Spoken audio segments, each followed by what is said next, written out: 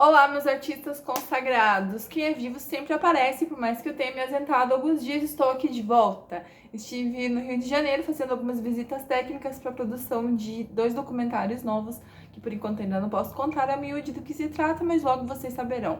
E estou aqui hoje para gravar este vídeo especialmente para você que sempre gostou de arte, mas não teve oportunidade de estudá-la de uma forma adequada, produtiva e que está um pouco perdido. Então, se você ama a arte, não sabe por onde começar a aprender sobre ela, este vídeo aqui é para você. Peço que você assista e depois reveja esse vídeo, prestando atenção também nos livros que eu vou sugerir para vocês, porque eu tenho aqui 3 pilhas de livro ao meu lado que eu vou comentar e fazer algumas sugestões aqui, algumas indicações de livro. Hoje também no Instagram vou fazer um post sobre dicas de 9 ou 10 livros sobre arte e beleza, mas depois eu copio o link e coloco aqui junto na descrição do vídeo. Também vou deixar o link de alguns desses livros que tem na nossa livraria da Formação do Imaginário. Muito bem, por onde uma pessoa deve começar a aprender sobre arte? O que uma pessoa deve estudar? Né? Quais são os estudos que uma pessoa deve desenvolver se ela quer começar a aprender sobre arte? Vamos tentar fazer um apanhado da nossa formação até aqui. A maioria de nós, nas aulas de arte lá na educação básica, teve apenas aqueles exercícios de desenho livre, né, onde a professora nos levava para algum lugar ou na própria sala de aula e dizia para a gente desenhar coisas, mas sem uma orientação um pouco mais detalhada. Então, essas práticas de desenho livre ou de ensaiar alguma coisa, alguma apresentação para alguma data comemorativa na escola, infelizmente, foi uma característica muito grande da nossa geração lá durante a educação básica. Aí a gente cresce, entende algumas coisas e passa a perceber que a arte ela pode nos dar uma desenvoltura para vivermos melhor nossa vida cotidiana, nossa profissão, nossa vocação, viver melhor com as pessoas. Porque a arte ela nos instala na realidade. Por meio das obras de arte, nós vivemos espécies de treinos que melhoram a percepção dos nossos sentidos, ou seja, acordam os nossos sentidos e nos instalam na realidade, nos ajudam a viver melhor. Mas e aí, o que acontece com pessoas como a gente, que na maioria das nossas aulas de arte teve desenho livre? Como é que a gente faz isso? E não pensem que estou gravando esse vídeo aqui que me dirijo apenas para as pessoas que são profissionais da arte, né, ou que desejam se tornar profissionais da arte, alguma das linguagens artísticas. Não, esse vídeo aqui é para qualquer pessoa que ama a arte, que não teve a oportunidade de estudar a arte por meio de um currículo, de uma coisa mais organizada. Hoje acontece que às vezes até nas próprias universidades dos cursos de arte há um problema com o cerne dos conteúdos dos estudos artísticos, porque se a faculdade está propensa a estudar somente arte contemporânea, arte moderna, o currículo vai seguir uma linha pós-crítica. Então, vai cair fora muita coisa dos conteúdos das linguagens artísticas, para começar pela história da arte. Então, se os cursos de arte que vocês se matriculam hoje estão voltados mais para a arte contemporânea, a história da arte vai cair fora disso. Então, vai se acreditar que não é importante estudar história, ensinar a história da arte para os alunos, e isso é um grande erro. E é justamente pelo tema da história da arte que eu vou começar aqui. Então, a primeira coisa para uma pessoa que deseja aprender sobre arte, o que essa pessoa precisa fazer? Estudar história da arte. Nada mais, nada menos que ter livros de história da arte com os quais essa pessoa possa se conviver, né? Possa se familiarizar com obras de diferentes períodos da história da arte. Então, não se preocupe em comprar um livro de história da arte e ter que devorá-lo num instante, não é isso. Às vezes, seu primeiro contato com a história da arte vai ser somente o de ter o livro ali em mãos, ter o livro na sua casa e, eventualmente, recorrer ao livro para consultas. Então, num primeiro momento, você precisa se familiarizar com os períodos. Então, adquira qualquer livro de história da arte. E vou te dizer que nos sebos a média de preço varia de R$30 a 100, 200, sei lá, depende. Mas existem livros bem acessíveis, como eu disse, de R$30. Eu acho que isso é tranquilo para uma pessoa ter em casa. Então, primeira coisa, compra o livro de história da arte e olha para o sumário, né, para o índice. Você vai ter que se familiarizar com os temas, né, os nomes dos períodos que a história da arte perpassa. E mais indicado de tudo é não ter somente um livro de história da arte, mas ter mais de um para que você possa comparar o que diferentes autores falam sobre o mesmo tema, sobre o mesmo assunto. Aqui tem esse primeiro que eu mostrei, é o meu preferido, todo mundo sabe, que eu desenterrei esse livro aqui de um sebo há uns 10 anos atrás, faz tempo que esse livro aqui tá fora de edição. Mas quem me segue lá no Instagram sabe a novela que foi esse livro aqui na minha vida e sabe por que eu recomendo tanto ele. Então, o Antônio Mesmo, todo mundo sabe a novelinha que foi para eu ter achado esse livro aqui. E esse aqui é o da Graça Proença, tá? Ela é a penúltima edição, agora em 2021, esse aqui ainda é a penúltima edição, teve uma edição mais recente com a capa branca com a moça com brinco de pérola nele. Então são dois livros, dois exemplos de livro da história da arte, mas outro muito recomendado é do Gombrich, que não está perto de mim neste momento. Eu tenho aqui também um outro exemplo de outro livro de história da arte, que é Introdução à Arte Moderna. Esse aqui eu não li ainda, eu comprei recentemente também no sebo, me custou uns R$40 e tem muita coisa de todos os ismos da modernidade.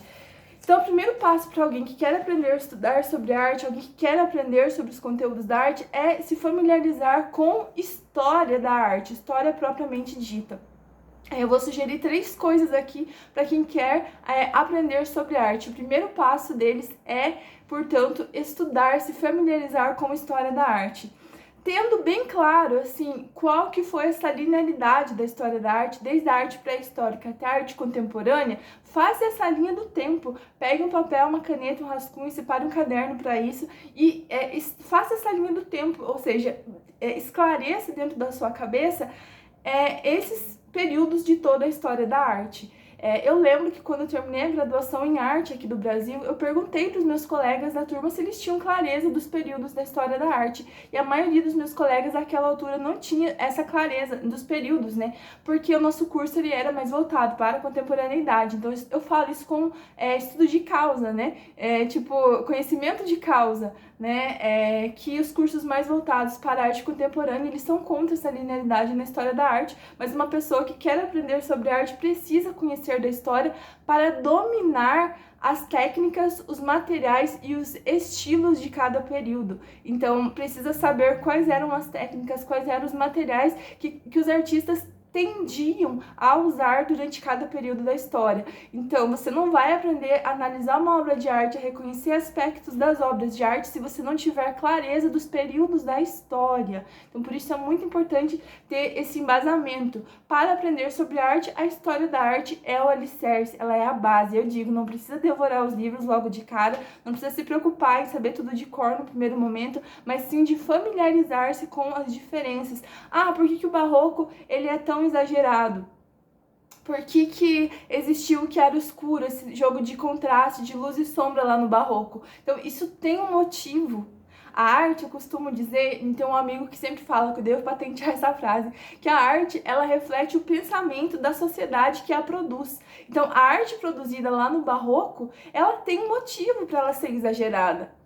Ela não tem todos os arabesques, todas as coisas por ter, assim, ela tem um motivo para ter aquele exagero. O jogo do chiaro-escuro, que é muito utilizado no cinema e na fotografia, nos dias de hoje, ele provém do Caravaggio, ele provém do Barroco e tem um motivo por isso. E você só vai descobrir o motivo disso tudo estudando história da arte. Então, por que a arte produzida em determinado período, ela leva esses trejeitos? Esse é o primeiro passo, gente, para aprender a reconhecer símbolos e significado das coisas. A produção de arte, ela está muito atrelada à questão da semiótica. Então, a estética, a aparência das obras de arte reflete nuances, questões, embates da sociedade que a produz. Então, a gente aprende muito sobre o significado, sobre os símbolos, entendendo os aspectos da história da arte propriamente dita. Depois de ter esse apanhado aqui, como eu sugeri, 3 livros diferentes de história da arte, o correto é dar uma funilada por linguagem artística. Aqui eu tenho 3 livros de história da arte específicos das linguagens. Então, esse primeiro aqui é um livro de História da Arte da minha querida professora Márcia Sebuski, é um livro de História do Teatro. Então, a professora Márcia, ela é especialista do teatro e ela tem, esse aqui é um livro só sobre história do teatro. Eu tenho aqui um livro da história do cinema, Então, depois de ter entendido todas essas nuances da linearidade da história da arte de um modo geral, eu sou chamado a ir atrás das linguagens específicas, ou principalmente das linguagens pelas quais eu mais me interesso. E aqui eu tenho o livro de ouro da história da música do Carpo, do Otto Maria Carpo. Então, e assim por diante em cada linguagem. Então, só entendendo essa linearidade, essa linha do tempo geral da história da arte, é que eu vou saber onde é que o cinema surge, qual que é a relação desse chiaroscuro que surge lá do Barroco e responde lá no cinema, a diferença, por exemplo, do cinema mudo, do cinema sonoro, né, as cores, como é que isso tudo foi introduzido e como é que o cinema vai se transformando. Depois, outra ferramenta dentro da história da arte são os livros específicos de artistas. Então aqui eu tenho 2 da coleção Gênios da Arte, que é do meu preferido, né, My Precious, que é o Michelangelo e outro do Rembrandt. Então esses livros aqui em sebo, eles custam a média de 15 ou 20 reais e tem todas as produções mais significativas do artista, aportes biográficos do artista também, mas isso daqui, gente, vem depois de entender a história da arte, entender onde é que o artista viveu, o que ele produziu, por que ele produziu daquela forma. Esses livros específicos de obras dos artistas vão completar a história. E tem outros livros, ainda dentro dessa pegada da história da arte, que não são de história da arte, muito menos de arte, e que vão nos ajudar a aprender sobre a arte. Eu tenho 2 livros totalmente diferentes entre si. Esse aqui que eu super recomendo, essa versão do George Orwell, da editora Sétimo Selo. Vou deixar o link aqui, que ele tá com desconto na nossa livraria. E esse livro aqui que eu comprei no sebo também, me custou uns 12 reais e ele se chama A Idade Média. Então, o que esses 2 livros vão poder me ajudar a entender de história da arte?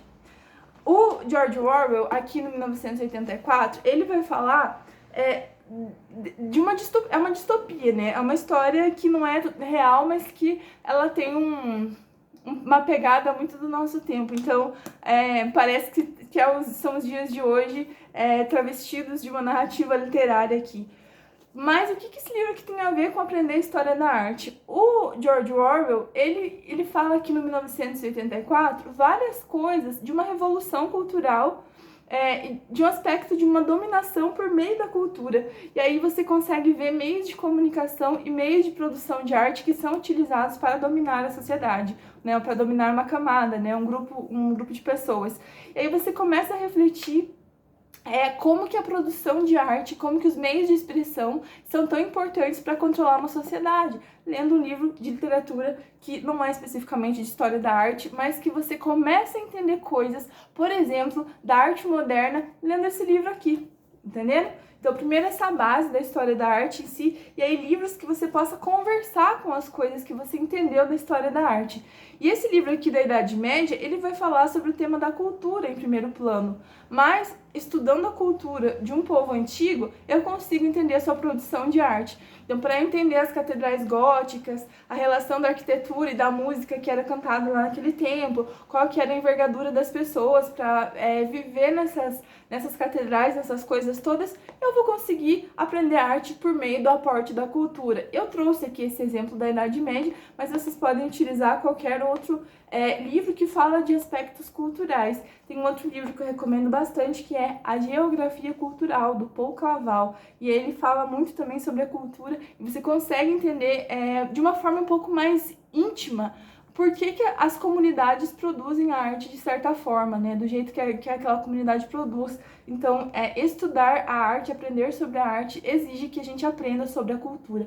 Mas eu falei que esse vídeo aqui, eu vou dar 3 dicas para quem quer aprender sobre arte, e até agora eu só falei de história da arte. As outras 2 coisas, elas vão conversar em torno de experiências sensoriais, tá? Uma delas, né, a mais importante aqui, é que você viva experiências sensoriais.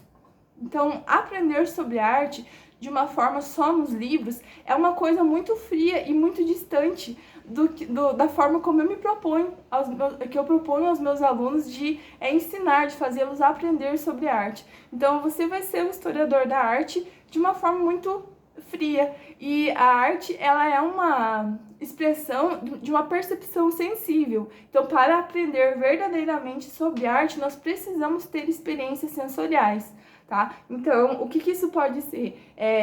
Uma experiência que envolva os teus sentidos.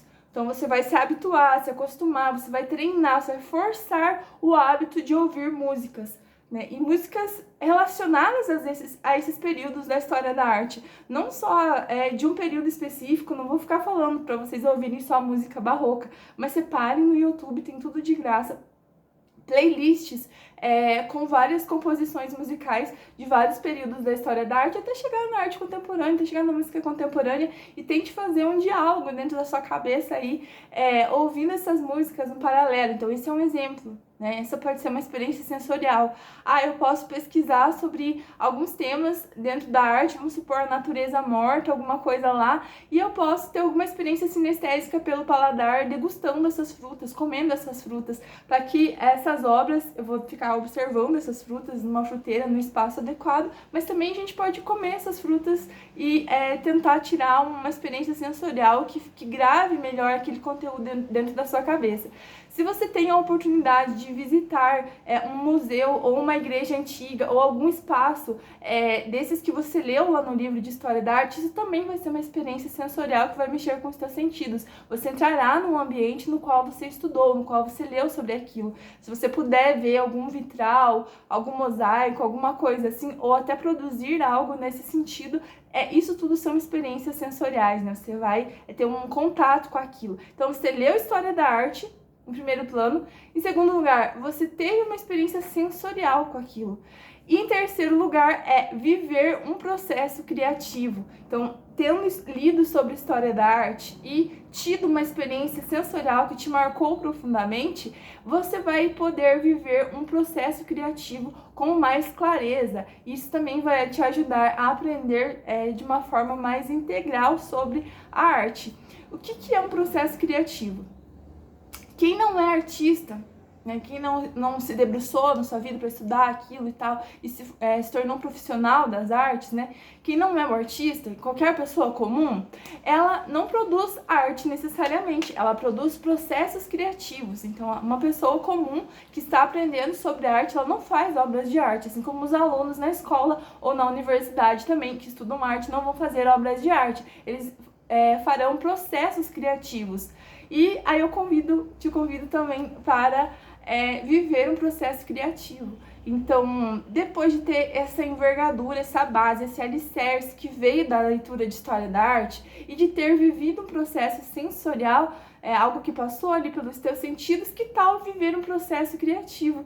Que é o quê? Com base nesse estudo e nessa experiência sensível, produzir algo. Então, você teve mais aptidão, ou tem mais aptidão para a música, que tal ensaiar uma peça musical, fazer uma aula de canto onde você possa se apresentar, cantar para alguém, cantar para o seu professor? Que tal fazer alguma aula de fotografia e montar uma série de fotos no final, uma exposição, uma mostra, alguma coisa do tipo? Vai fotografar, você vai produzir algo com base numa experiência sensorial e com base num aporte teórico. Aí você vive esse processo criativo. Ou vamos produzir um mosaico, vamos nos matricular numa aula de artes plásticas, tentar fazer um desenho, uma pintura, fazer aula de desenho te faz produzir os desenhos ali por horas e horas e horas, né? O meu namorado, ele faz aulas de desenho mais técnico e ele conta que fica lá 2, 3 horas para fazer o desenho, para cumprir a proposta daquela aula, e a hora que acaba de fazer aquilo, consegue olhar para o desenho e encontrar alguns erros, algumas mazelas, algumas coisas que na hora ele não tinha percebido. E ele explicou, Vivi, assim que eu entendo que eu corrijo o meu olhar, assim que eu entendo que eu corrijo aquela proposta, aquele exercício, né? Então, fazer aula de alguma coisa, e produzir algo, né, viver um processo criativo vai te ajudar a aprender sobre arte de uma forma mais profunda e mais significativa, porque não vai ser aquela coisa isolada do desenho livre que a gente fez quando estava lá na escola. Não vai ser uma coisa isolada de uma compreensão teórica de materiais, de estilo e tal. E vai que lá naquele processo criativo você foi inspirado por um artista que você estudou de um período mais antigo e você vai conseguir fazer assim, um contraponto com isso numa produção de arte contemporânea.